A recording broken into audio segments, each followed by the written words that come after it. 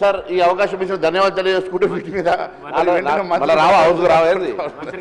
హౌస్కు రావా sir? Sir ఇప్పుడు గౌరవ సభ్యులు వాస్తవంగా గల్ఫ్ బాధితులకు సంబంధించి అడిగినప్పుడు కేంద్ర ప్రభుత్వం ప్రధాన బాధ్యత వహించాలి. అయినప్పటికీ రాష్ట్ర ప్రభుత్వం తరఫున ఒక సలహా మండలి వేసి చనిపోయిన వారికి 5 లక్షల ఎక్స్గ్రేషియా ఇస్తా ఉన్నాం. గౌరవ సభ్యులు ఆ పార్టీ ఎవరైనా సరే గౌరవ సభ్యులు ఎవరైనా కానీ ఎవరికైనా సమాచారం ఉంటే వారి వివరాలు ఇవ్వండి. తప్పకుండా వారికి 5 లక్షల ఎక్స్గ్రేషియాతో పాటుగా అక్కడ కేసుల్లో ఉన్నటువంటి వాళ్ళని కూడా ఒక రిటైర్డ్ ఐఎఫ్ఎస్ ఫారిన్ సర్వీస్ ఆఫీసర్ను సలహా మండలిలో పెట్టి దాని ద్వారా ఈ గల్ఫ్కు సంబంధించిన సమస్యలన్నీ పరిష్కరించే విధంగా చర్యలు తీసుకోబడుతున్నాయి అధ్యక్ష.